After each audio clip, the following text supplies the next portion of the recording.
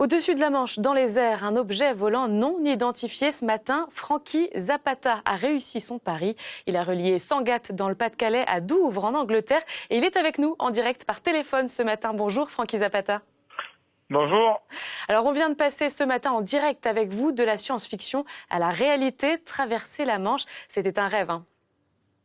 C'est vraiment un rêve d'enfant. Je suis passionné d'aviation, donc j'ai toujours été passionné de toutes les histoires des pionniers de l'aviation, de Louis Blériot, etc. Donc c'était, pour moi, imaginer de créer ma propre machine et traverser la Manche, oui, c'était vraiment un rêve de gosse. Vraiment un rêve de gosse. Vous étiez stressé ?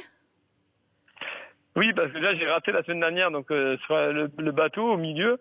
Donc oui, j'avais vraiment quand même la pression, puis très fatigué. Il a fallu reconstruire la machine dans la semaine. On n'avait pas beaucoup eu le temps de faire des essais, donc il pouvait y avoir des petits soucis. Donc oui, j'étais quand même assez stressé ce matin.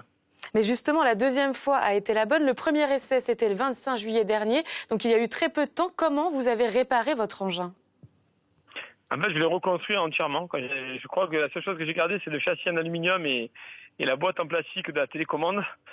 Donc voilà, on a tout reconstruit entièrement, changé toutes les pièces, tout le faisceau électronique, reprogrammer tous les contrôleurs. Ça a été grâce à mon équipe et à un ami qui m'a aidé .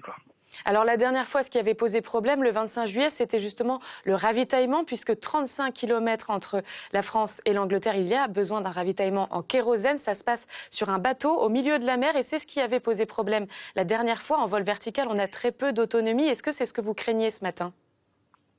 Je craignais en fait ça, justement, les mouvements du bateau. Donc on savait qu'on avait pris un bateau plus gros, mais malgré tout, quand je suis arrivé, ça bougeait quand même pas mal et donc il a fallu anticiper l'atterrissage. Mais bon, grâce à l'expérience de la semaine dernière, ça m'a permis de réussir, mais oui, j'étais quand même relativement stressé. Alors la suite, c'est quoi pour vous ? On vous entend parler parfois d'une voiture volante. C'est un autre rêve ? Donc oui, c'est plus qu'un rêve. C'est un projet qu'on a depuis 2 ans et c'est maintenant un prototype qui est fonctionnel. La machine vole. Donc on l'a designé. Moi, je suis vraiment content. C'est un produit magnifique et il y a toute l'équipe qui est à fond sur ça. Donc c'est un produit qu'on devrait relâcher vers la fin de l'année. C'est notre rêve, c'est de pouvoir donner à tout le monde la capacité de voler comme je le fais, décoller où on veut, voler où on veut. Et ça, c'est le rêve de beaucoup d'hommes et de femmes de la planète. Et le flyboarder, c'est pas un produit accessible, mais la voiture volante, ça sera accessible de 7 à 77 ans. Mais c'est ça, vous le dites, c'est le rêve de tout le monde. Sécurité. Exactement. Alors au-delà de l'exploit et du spectacle, on sait que vous avez travaillé avec l'armée française. Est-ce qu'on peut justement imaginer un jour des applications dans la vie réelle ? Les applications dans la vie réelle du flyboarder ou de on va dire pour l'armée ou quoi ça n'arrivera jamais.